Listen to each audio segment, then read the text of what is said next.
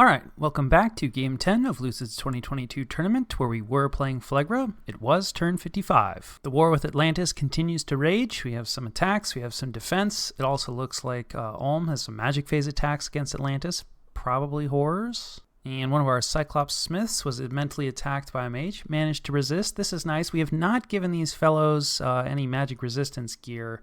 They are fairly valuable. On the other hand, we don't have a ton of gems. Definitely something to consider, but absolutely would prefer these guys to be attacked rather than our tyrants. We are trying to heat Raga up, although looks like it wasn't super successful.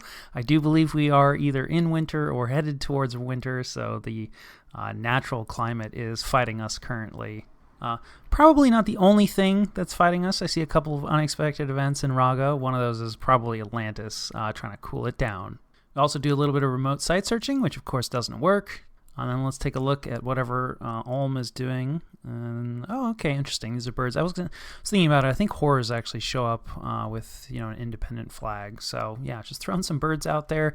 This is not a super effective spell, but if they can snipe the commander quick enough. That said, like the Atlantean commanders are fairly well defended, and the birds usually struggle with armor here. So I'm kind of curious to see if this works out. Doesn't look like it will. Yep, they run. So hopefully Ulm has a lot of air gems to be spending. A lot of people really don't like this spell. I don't know.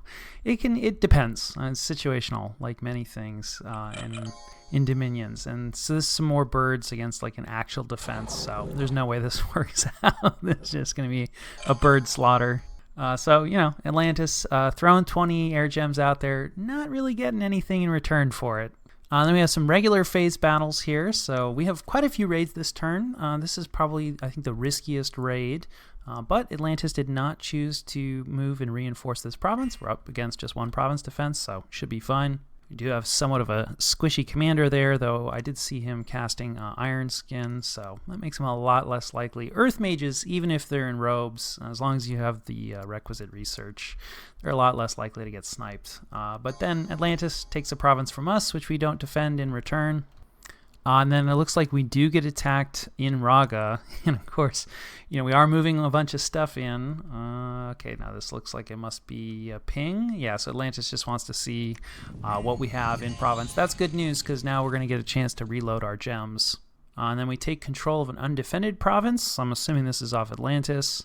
And then we get attacked by Atlantis in a location. This is cutting off our retreat route, and we don't really have anything here, as I recall. Yeah, just one province defense. So this isn't great. We may want to try to contest this. Probably should have tried to contest this, though. We are a little limited, having just lost a bunch of troops.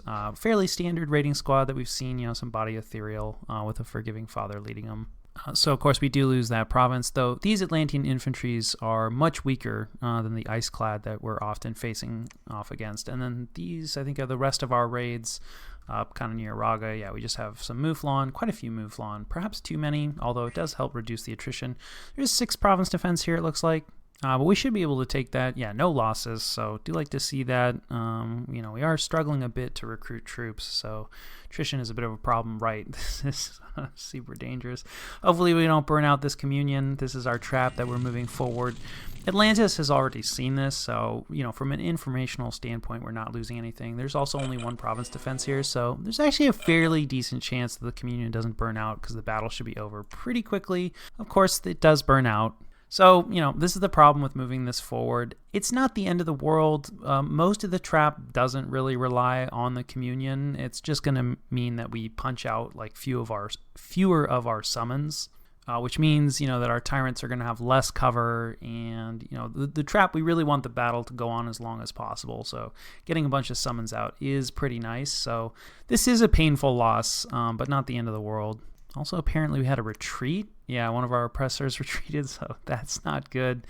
So everything that I said, only even fewer summons. And of course, that is the problem with trying to take provinces with, what is a trap, right? And here we have some fire elemental raiding. We don't actually have a ton of fire gems. There's only one province defense here, and of course, fire elemental raiding in the cold is not fantastic, but, we are at least taking a province. Looks like potentially they're choosing not to spend their gems. Yeah, that works out, so that's nice. We take that with no losses, and we don't spend the gems, so that is excellent. And I believe this is probably an assault by Utgard. They're sitting on top of, one of Vedheim's throne fortifications. Right, we saw this group before. There's no mages here. Quite a few crossbowmen. Let's see if Utgard... They do have a few mages here, though they are, positioned fairly far back. Looks like they're pretty much out of range. So I think Utgard is going to be fine here. There's always a risk, right? Anytime you have mages in robes, you might lose to crossbowmen, but a lot of these units are pretty fast, and a lot of these crossbowmen are already in melee, so it should work out for them fine.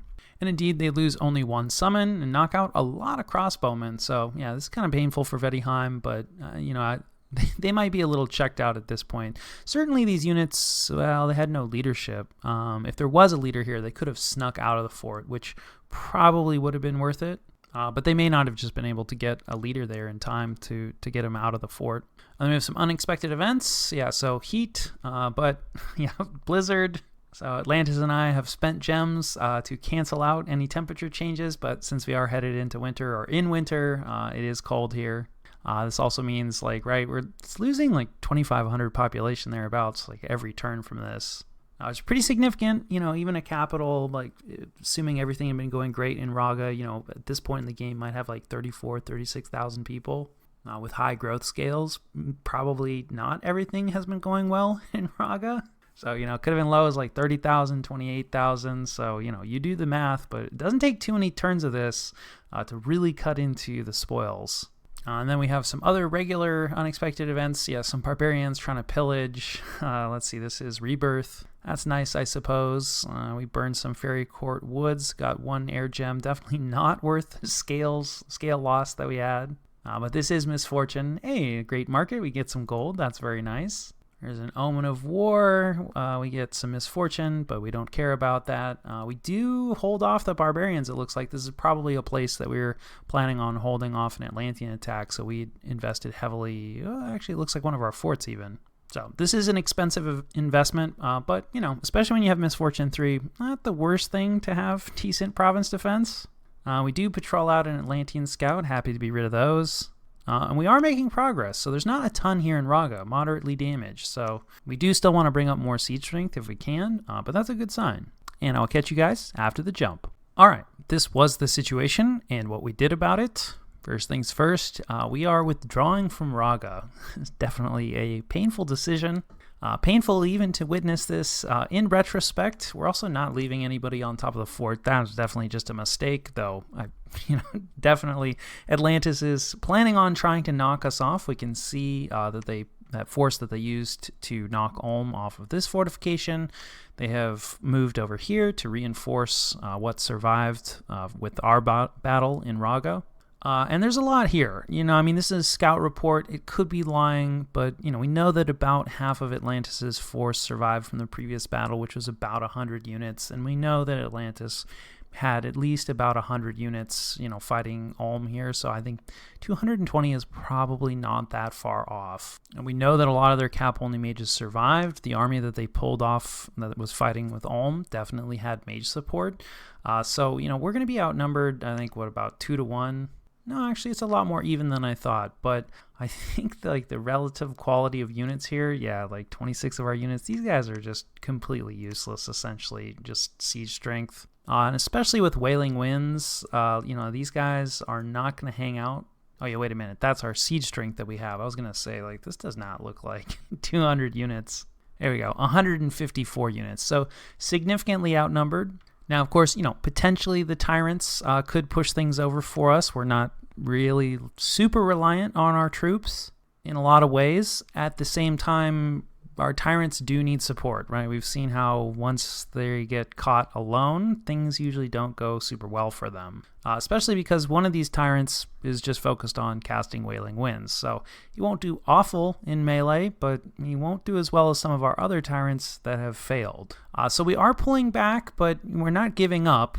So we're going to split our trap up, and we're moving one of the tyrants over, the fellow that's going to be casting Firestorm, though I think probably either of them could. And I believe the plan is to roll that into the army, and we are about to research Alteration 9, so that'll give us Army of Gold, which we'll set all of our units' protection, natural protection to 20, as well as give them a bit of fire resistance. So Army of Gold and Firestorm, definitely an excellent combo.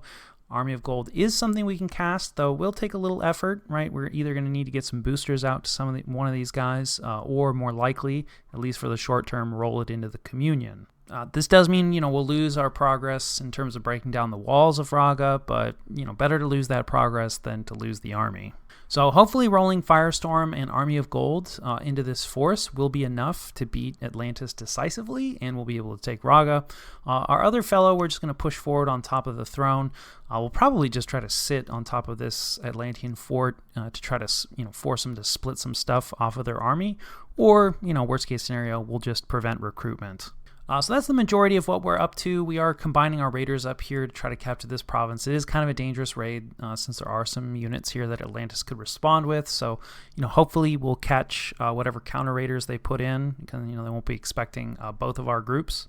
So we'll see how that goes. Atlantis combined everything on top of their capital. They were worried about us trying to attack. I think it is a good thing that we did not attack. We can see some other people's scouts got patrolled out, so we can take a look, and as you can see, they have a lot of stuff, a lot of mage support, just a ton of troops. Absolutely no way that we could have handled this, but forcing it to move back to defend is what we wanted. It's not a great long-term strategy, but in the short term, at least buys us some time.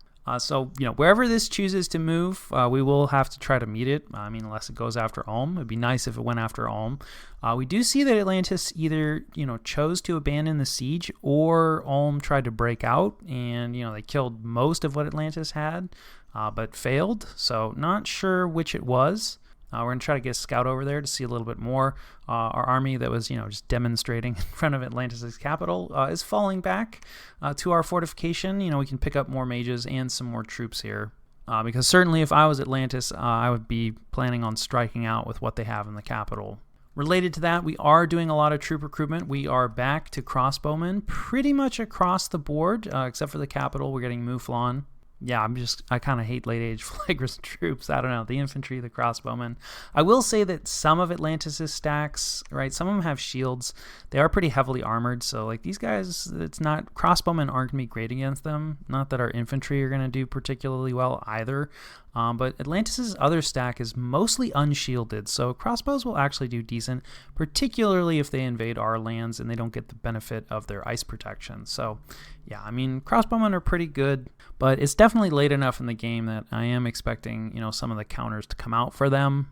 But our infantry is also pretty miserable. We've talked about, yeah. I will say that it's probably would have been worthwhile to recruit more Iron Guard. It's just, the low magic resistance is painful to contemplate. So that's the majority of what we're up to. Vettiheim is pretty much out of it. We did confirm that their capital has been taken by Marignon. We can see that one of their last forts has been cracked by a lot of beast bats and Ozelotls from Mictlan. So they have one fort left that, is unsieged, but I think that might be their only province. So Vettiheim is pretty much dead, which means, right, everything that we've discussed is about ready to happen. Still not sure, what direction these players are going to go, but I do think that the game state is going to shift significantly, in the next 5 to 10 turns. And I think that more or less covers turn 55.